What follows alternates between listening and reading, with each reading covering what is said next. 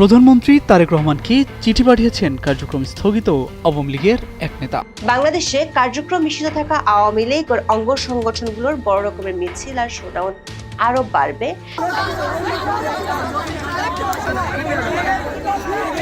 এমন শঙ্কার কথা জানিয়ে সরকারকে গোপন প্রতিবেদন দিয়েছে পুলিশ সদর দপ্তর।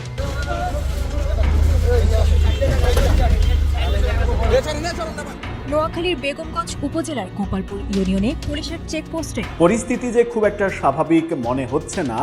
নানা কিছু ঘটনা, নানা কিছু আলামত ভবিষ্যৎ উত্তপ্ত হওয়ার যে ইঙ্গিত দিচ্ছে, সেই কথাটা আমরা বারবার বলছি এবং বারবার একথাও বলছি যে প্রধানমন্ত্রী তারেক রহমানকে চিঠি পাঠিয়েছেন কার্যক্রম স্থগিত আওয়ামী লীগের এক নেতা। এর মধ্যে চিঠিটি ভাইরাল হয়েছে সামাজিক যোগাযোগ মাধ্যমে, যা ঘিরে তৈরি হয়েছে চাঞ্চল্য। কি লেখা আছে এই চিঠিতে তা নিয়ে বাড়ছে কৌতূহল।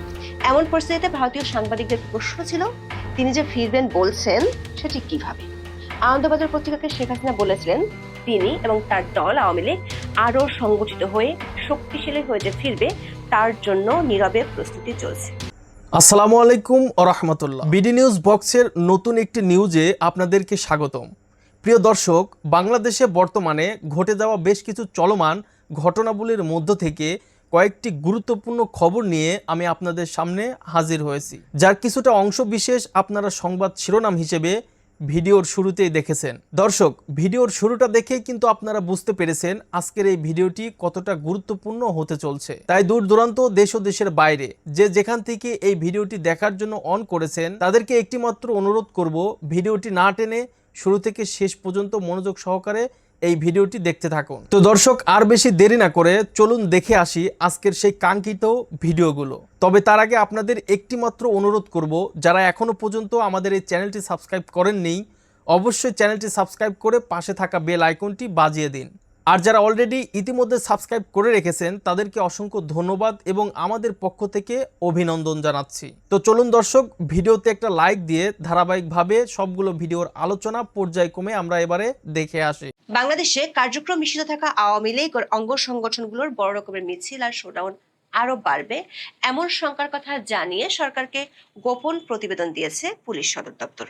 সরকারের কাছে গত 6 জুন পুলিশ সদর দপ্তর থেকে এ বিষয়ে জমা দেওয়া একটি প্রতিবেদন আমাদের হাতে এসেছে, যেখানে সরকারকে সতর্ক করে 10টি সুপারিশ করা হয়েছে। রিপোর্টটিতে বলা হয়েছে, আওয়ামী লীগের পদধারী নেতারা দেশে ফিরে স্বেচ্ছায় আত্মসমর্পণ করে রাজনীতিতে ফিরছে। রিপোর্টটিতে আওয়ামী লীগের 5 বড় নেতার ব্যাপারে নজরদারি বাড়ানোর সুপারিশ করা হয়েছে, যারা এরই মধ্যে জামিনে আছেন। এমন আলোচনার মধ্যে নতুন খবর হলো, আওয়ামী লীগের উপর আরোপিত নিষেধাজ্ঞা প্রত্যাহারের জন্য আন্তর্জাতিক সমর্থন জোরদার করা বা কূটনৈতিক তৎপরতা বাড়াতে বেশ কোমর বেঁধে নেমেছে দলটি। ইউরোপ, আমেরিকা, অস্ট্রেলিয়া সহ পশ্চিমা বিশ্বের গুরুত্বপূর্ণ সংস্থা ও প্রতিনিধির সাথে বৈঠক করা শুরু করেছে দলটির দায়িত্বপ্রাপ্ত নেতারা। সবশেষ ইউরোপীয় পার্লামেন্টের সদস্য বিলি ক্লেহারের সঙ্গে বৈঠক করেছেন আওয়ামী লীগের সাবেক সংসদ সদস্য ও নেতারা। তার একদিন আগে আয়ারল্যান্ডের প্রধানমন্ত্রী মাইকেল মার্টিনের সঙ্গে সাক্ষাৎ করেছেন দলটির নেতারা বলছেন, দেশে ফেরার নীরব প্রস্তুতির বড় একটি অংশ হিসেবেই তারা এই আন্তর্জাতিক তৎপরতা বাড়িয়েছেন। গত 19 মে ভারতের 3টি সংবাদ মাধ্যমে বাংলাদেশের সাবেক প্রধানমন্ত্রী ও আওয়ামী লীগের সভানেত্রী শেখ হাসিনার ইমেল সাক্ষাৎকার ছাপা হয়েছিল। ওই সাক্ষাৎকারগুলোতে তিনি প্রথমবারের মতো বাংলাদেশে ফিরে বিচারের মুখোমুখি হওয়ার কথা বলেন। কিন্তু একদিকে সরকার নির্বাহী আদেশে তার দলের কার্যক্রম নিষিদ্ধ আছে, অন্যদিকে তার উপর ঝুলছে বাংলাদেশের আন্তর্জাতিক অপরাধ ট্রাইব্যুনালের দেয়া ফাঁসির দণ্ড। এমন পরিস্থিতিতে ভারতীয় সাংবাদিকদের প্রশ্ন ছিল, তিনি যে ফিরবেন বলছেন সেটি কিভাবে? আনন্দবাজার পত্রিকাকে শেখ হাসিনা বলেছিলেন তিনি এবং তার দল আওয়ামী লীগ আরো সংগঠিত হয়ে শক্তিশালী হয়ে যে ফিরবে তার জন্য নীরবে প্রস্তুতি চলছে। সাংবাদিকদের পাল্টা প্রশ্ন ছিল, এই নীরব প্রস্তুতিটা ধরনটা কি রকমের? সেটার ইঙ্গিত পাওয়া যায় ওই 3টি ইমেল সাক্ষাৎকারে। মিলেনিয়াম পোস্টকে দেওয়া সাক্ষাৎকারে বলেছেন তিনি মাথা উঁচু করে ফিরবেন। দ্য হিন্দুস্তান টাইমসকে দেওয়া সাক্ষাৎকারে বলেছেন তার অনুপস্থিতির অর্থ তার নীরবতা নয়, কারণ তিনি কূটনৈতিক ও আন্তর্জাতিক পর্যায়ে মাথা উঁচু করে ফেরার জন্য কাজ করছেন। আওয়ামী লীগের একাধিক সূত্র বলছে, ইতিমধ্যে বড় রকমের কূটনৈতিক তৎপরতা শুরু হয়ে গেছে। দলের কয়েকজন সিনিয়র নেতাকে এর জন্য দায়িত্ব ভাগ করে দেওয়া হয়েছে। এই দায়িত্বপ্রাপ্তদের একজন হলেন আওয়ামী লীগের সাবেক সংসদ সদস্য হাবিবে মিল্লাত। জনাব মিল্লাত 7 জুন আয়ারল্যান্ডের প্রধানমন্ত্রী মাইকেল মার্টিনের সঙ্গে সাক্ষাৎ করে বাংলাদেশের রাজনৈতিক পরিস্থিতি নিয়ে অনুযোগ ও উদ্বেগের কথা জানিয়েছেন। সূত্রগুলো বলছে ওই বৈঠকে আওয়ামী লীগের পক্ষ থেকে জানানো হয়েছে বাংলাদেশের গণতান্ত্রিক পরিবেশ সংকুচিত হয়েছে এবং আওয়ামী লীগের নেতা কর্মীদের বিরুদ্ধে রাজনৈতিক উদ্দেশ্যপ্রণীত মামলা দেওয়া হচ্ছে। রোববার আয়ারল্যান্ডের কর্ক সিটি কাউন্সিলে এই বৈঠক অনুষ্ঠিত হয়। টাইমস অফ বাংলাদেশের খবরে বলা হয়েছে বৈঠকে বাংলাদেশের বর্তমান রাজনৈতিক, গণতান্ত্রিক ও আইন শৃঙ্খলা পরিস্থিতির বিভিন্ন দিক তুলে ধরেন হাবিবে মিল্লাত। তিনি আওয়ামী লীগের নেতা কর্মীদের বিরুদ্ধে দায়ের করা মামলাগুলো প্রত্যাহারে আন্তর্জাতিক সহযোগিতা কামনা করেন এবং দলটির উপর আরোপিত নিষেধাজ্ঞা প্রত্যাহারের বিষয়ে সমর্থন চান। একই সঙ্গে দেশে একটি অন্তর্ভুক্তিমূলক, শান্তিপূর্ণ ও গণতান্ত্রিক রাজনৈতিক পরিবেশ প্রতিষ্ঠায় আন্তর্জাতিক সম্প্রদায়ের সহযোগিতা ও সমর্থন কামনা করেন তিনি। আয়ারল্যান্ডের প্রধানমন্ত্রী মাইকেল মার্টিন বাংলাদেশের রাজনৈতিক পরিস্থিতি সম্পর্কে অবগত হয়ে বিষয়টি গুরুত্বের সঙ্গে বিবেচনার আশ্বাস দেন। এদিকে বাংলাদেশের গণমাধ্যম সহ রাজনৈতিক অঙ্গনে আওয়ামী লীগ ও শেখ হাসিনার ফেরা নিয়ে আলোচনা বেশ জোরদার হচ্ছে। বিশেষ করে প্রথমে চট্টগ্রাম, পরে নোয়াখালী ও কুমিল্লাতে কার্যক্রম নিষিদ্ধ থাকা আওয়ামী লীগ ও এর অঙ্গ সংগঠনগুলোর বড় মিছিল ও শোডাউন ব্যাপক হারে বাড়ার পর এই আলোচনা চলছে সবখানে। পুলিশ সদর দপ্তরের পক্ষ থেকে 6 জুন সরকারের শীর্ষ মহলে এ নিয়ে একটি প্রতিবেদন পাঠানো হয়েছে। প্রতিবেদনটি আমাদের হাতে এসেছে। প্রতিবেদনটিতে বলা হয়েছে আগামী 11 জুন শেখ হাসিনার কারামুক্তি দিবস। দিবসটিকে কেন্দ্র করে তারা বড় ধরনের শোডাউন করতে পারে। প্রতিবেদনটিতে পুলিশ 4টি পর্যবেক্ষণ দিয়েছে।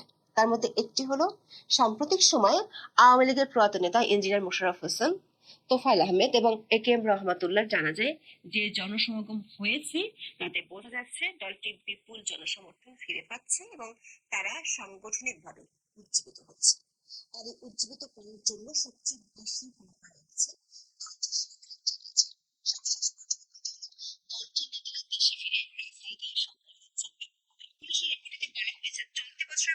জানুয়ারি থেকে 15 মে পর্যন্ত আওয়ামী লীগের পদস্থ 129 জন নেতা দেশে ফিরে স্বেচ্ছায় আত্মসমর্পণ করেছেন। তাদের অনেকের জামিন পেয়ে রাজনীতিতে সক্রিয় হয়েছে। পুলিশ রিপোর্টটিতে একটি ম্যাপ দিয়ে 16টি স্থান নির্দেশ করে সরকারকে বলেছে এইসব স্থানে সামনে কয়েকটি দিনে আওয়ামী লীগের তৎপরতা ব্যাপক হারে বাড়তে পারে। পুলিশের রিপোর্টটিতে এরই মধ্যে জামিনে মুক্ত হওয়া আওয়ামী লীগের 5 জন বড় নেতার রাজনৈতিক তৎপরতা নজরদারিতে রাখার সুপারিশ করা হয়েছে। এরা হলেন সাবির হোসেন চৌধুরী, আব্দুল লতিফ সিদ্দিকী, অবসরপ্রাপ্ত major general Salauddin Miazi, doctor Shirin Sharmin Chowdhury ও নারায়ণগঞ্জের সাবেক মেয়র সেলিনা হায়াত আইভী। সরকার একটি সূত্র বলছে দেশে যে আওয়ামী লীগের তৎপরতা সেটিকে পুলিশ বা রাজনৈতিকভাবে হ্যান্ডেল করা সরকারের জন্য অনেক সহজ, কিন্তু আন্তর্জাতিক মহলে এমনিতেই বিগত নির্বাচনটি অন্তর্ভুক্তিমূলক না হওয়া নিয়ে অনেকের আপত্তি আছে। কমনওয়েলথ ও ইউরোপীয় ইউনিয়ন সহ আন্তর্জাতিক সংস্থাগুলোর বাংলাদেশের অন্তর্বর্তী সরকার আমল থেকেই আওয়ামী লীগের কার্যক্রম নিষিদ্ধের বিষয়টি নিয়ে কড়া আপত্তি ছিল।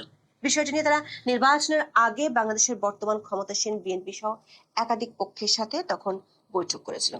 এখন আওয়ামী লীগের এই কূটনৈতিক তৎপরতা শুরু হওয়ায় বিষয়টি সরকার উপর মহলকে ভাবিয়ে তুলেছে। বিশেষ করে বাংলাদেশের আইন শৃঙ্খলা ও মানবাধিকার পরিস্থিতির উন্নতি না হওয়ায় সরকার এই চিন্তা আরো বাড়াচ্ছে।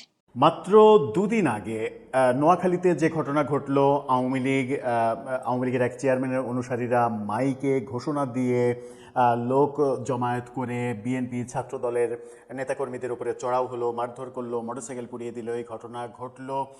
2 দিনের তফাতে এবার দেশের আরেক জেলায় হবিগঞ্জে ঘটলো বিএনপি এবং আওয়ামী লীগের মধ্যে তুমুল সংঘর্ষের ঘটনা। পরিস্থিতি যে খুব একটা স্বাভাবিক মনে হচ্ছে না।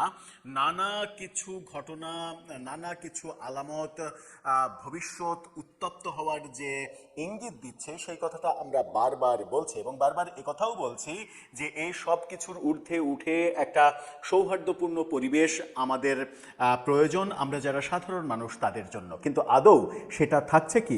হবিগঞ্জে যে তুলকালাম কাণ্ড হলো সেই কাণ্ড কি বলে, কি ইঙ্গিত দেয়?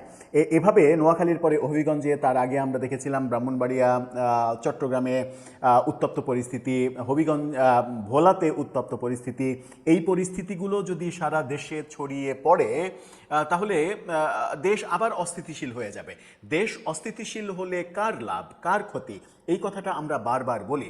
কি ঘটলো হবিগঞ্জে, কেন এরকম বিদঘুটে উদ্ভট পরিস্থিতি হলো?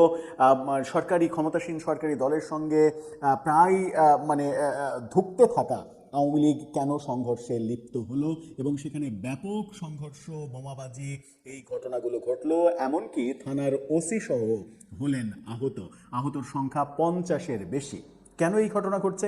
চলুন একটু হবিগঞ্জে থেকে ঘুরে আসি আজকে কি ঘটলো হবিগঞ্জে। দর্শক, বলছিলাম হবিগঞ্জ উত্তপ্ত হয়েছে এবার। নোয়াখালীর পরে হবিগঞ্জে এবার আওয়ামী লীগ বিএনপির সংঘর্ষের ঘটনা ঘটেছে। ঘটনাগুলো খুব একটা স্বাভাবিক পরিস্থিতির ইঙ্গিত দিচ্ছে না। দেশ রূপান্তরের এই শিরোনামটা দেখে নিন, সেখানে বলা হচ্ছে চেয়ারম্যানের দায়িত্ব নিয়ে সংঘর্ষ, ওসি সহ আহত 50। চিন্তাই করা যায় না যে 50 জন আহত হয়েছে। আমরা সর্বশেষ যে খবর জানি সেখানে প্রাণহানির ঘটনা ঘটেনি, এটা একটা স্বস্তির খবর। কি বলছে গণমাধ্যম? হবিগঞ্জের বানিয়াচং উপজেলার বড়ইউড়ি ইউনিয়নের চেয়ারম্যান ও প্যানেল চেয়ারম্যানের লোকজনের মধ্যে সংঘর্ষে ওসি, পুলিশ সহ কমপক্ষে 50 জন আহত হয়েছে। কালাইনজোড়া গ্রামে সংঘর্ষকালে পরিস্থিতি নিয়ন্ত্রণে আনতে টিয়ার গ্যাস ও সাউন্ড গ্রেনেড ব্যবহার করে পুলিশ। সেখানে ককটেল বিস্ফোরণের ঘটনাও আমরা দেখেছি, যে ভিডিও সামাজিক যোগাযোগ মাধ্যমে ছড়িয়ে পড়েছে। তার 1-2 সেকেন্ড একটু দেখে আসুন যে কি অবস্থা, কিভাবে ধোঁয়ায় এবং শব্দে প্রকম্পিত হচ্ছে চতুর্দিক এবং প্রচুর লোকের জটলা। এই যে দৃশ্য বলে দেয় যে ওখানে খুব একটা স্বাভাবিক পরিস্থিতি ছিল না। স্থানীয়দের বরাতে বানিয়াচং থানার ভারপ্রাপ্ত কর্মকর্তা শেখ নাজমুল হক তিনি বলেছেন, ওই ইউনিয়নের চেয়ারম্যান ও আওয়ামী লীগের ইউনিয়ন সভাপতি ফরিদ মিয়া জুলাই আন্দোলনের আসামি হিসেবে কারাগারে ছিলেন। এ সময় তার অনুপস্থিতিতে ভারপ্রাপ্ত চেয়ারম্যানের দায়িত্বে ছিলেন 5 নম্বর ওয়ার্ডের মেম্বার ও প্যানেল চেয়ারম্যান কফিল উদ্দিন। তিনি স্থানীয় যুবদলের নেতা। আওয়ামী লীগের চেয়ারম্যান, প্যানেল চেয়ারম্যান যিনি হয়েছেন তিনি যুবদলের নেতা। সম্প্রতি কারাগার থেকে বের হন ফরিদ আহমেদ। তিনি হাইকোর্টের আদেশে স্বপদে পুনর্বহাল হন। হাইকোর্ট আদেশ দিয়েছে চেয়ারম্যান স্বপদে পুনর্বহাল হবে, সঙ্গত কারণেই তাকে তার চেয়ারে বসতে হবে। কিন্তু ভারপ্রাপ্ত চেয়ারম্যান কফিল উদ্দিন দায়িত্ব হস্তান্তরে গড়িমসি করতে থাকেন। তারা ক্ষমতায় আছে, খুব স্বাভাবিকভাবেই তারা কেন হস্তান্তর করবে? হ্যাঁ, ব্যাপারটা তো তাই, বাংলাদেশের ক্ষমতা তো তাই। এদিকে সকালে চেয়ারম্যান ফরিদ আহমেদ ইউনিয়ন পরিষদ কার্যালয়ে ভিজিএফ চাল বিতরণ শুরু করলে প্যানেল চেয়ারম্যান কফিল উদ্দিন বাধা দেয়। এ নিয়ে উভয় পক্ষ তার দলবল নিয়ে দেশীয় অস্ত্র নিয়ে সংঘর্ষে লিপ্ত হয়। দুপুর পর্যন্ত চলা সংঘর্ষে পুলিশ সদস্য সহ কমপক্ষে 50 জন আহত হন। আহতদের মধ্যে কয়েকজন হবিগঞ্জ সদর আধুনিক হাসপাতালে চিকিৎসা নিচ্ছেন। সংঘর্ষ থামাতে পুলিশ লাঠিচার্জ সহ সাউন্ড গ্রেনেড, টিয়ার সেল ছুড়ে। পুলিশের দাবি বর্তমানে পরিস্থিতি নিয়ন্ত্রণে আছে। প্রধানমন্ত্রী তারেক রহমানকে চিঠি পাঠিয়েছেন কার্যক্রম স্থগিত আওয়ামী লীগের এক নেতা। এর মধ্যে চিঠিটি ভাইরাল হয়েছে সামাজিক যোগাযোগ মাধ্যমে, যা ঘিরে তৈরি হয়েছে চাঞ্চল্য। কি লেখা আছে এই চিঠিতে তা নিয়ে বাড়ছে কৌতূহল। জানা গেছে চিঠিটি গত 20 এপ্রিল প্রধানমন্ত্রীর কার্যালয়ে পাঠানো হয়েছে। প্রধানমন্ত্রীর কাছে এই চিঠিটি পাঠান পিরোজপুরের ভান্ডারিয়া উপজেলা আওয়ামী লীগের সাধারণ সম্পাদক ও সাবেক উপজেলা চেয়ারম্যান মোহাম্মদ মিরাজুল ইসলাম। তবে এটি কোনো রাজনৈতিক প্যাডে না লিখে পাঠানো হয়েছে ইফতি ইটিসিএল প্রাইভেট লিমিটেড নামক একটি ঠিকাদারি প্রতিষ্ঠানের অফিসিয়াল প্যাডে। মোহাম্মদ মিরাজুল ইসলাম ওই ঠিকাদারি প্রতিষ্ঠানের ব্যবস্থাপনা পরিচালক হিসেবে দায়িত্ব পালন করছেন। রাজনৈতিক কার্যক্রম নিষিদ্ধ হওয়া সংগঠনের এই নেতা চিঠিতে প্রধানমন্ত্রীকে অভিনন্দন জানিয়েছেন। ভাইরাল হওয়া চিঠিতে দেখা যায়, মিরাজুল ইসলাম গত 12 ফেব্রুয়ারি অনুষ্ঠিত জাতীয় নির্বাচনের 2/3 সংখ্যাগরিষ্ঠতা নিয়ে অর্জন করে সরকার গঠন করায় প্রধানমন্ত্রীকে শুভেচ্ছা ও অভিনন্দন জানিয়েছেন। চিঠিতে তিনি রাষ্ট্র কাঠামো মেরামতের 31 দফা ও সবার আগে বাংলাদেশ স্লোগানের প্রশংসা করে প্রধানমন্ত্রীর বলিষ্ঠ নেতৃত্বের উপর আস্থা প্রকাশ করেছেন। পাশাপাশি গত 17 ফেব্রুয়ারি শপথ গ্রহণের পর প্রধানমন্ত্রীর নেতৃত্ব দেশের জনগণের মধ্যে আশার সঞ্চার করেছে বলেও তিনি উল্লেখ করেন। মূলত চিঠিতে স্থানীয় সরকার প্রকৌশল অধিদপ্তরের আওতায় পিরোজপুর জেলায় চলমান তাদের ঠিকাদারি প্রকল্পগুলোর বাস্তবায়নের সময়সীমা আরও 1 বছর বর্ধিত করার দাবি জানানো হয়েছে। বর্তমানে রাজনৈতিক সংগঠন হিসেবে আওয়ামী লীগের কার্যক্রম নিষিদ্ধ থাকা অবস্থায় ভান্ডারিয়া উপজেলা আওয়ামী লীগের সাধারণ সম্পাদকের এ ধরনের চিঠি নিয়ে স্থানীয়ভাবে বেশ চাঞ্চল্য সৃষ্টি হয়েছে। এ বিষয়ে মোহাম্মদ মিরাজুল ইসলামের সঙ্গে যোগাযোগের চেষ্টা করেও তার কোনো বক্তব্য পাওয়া যায়নি। তবে খোঁজ নিয়ে জানা গেছে 5 আগস্টের পর থেকে তিনি বিদেশে অবস্থান করছেন।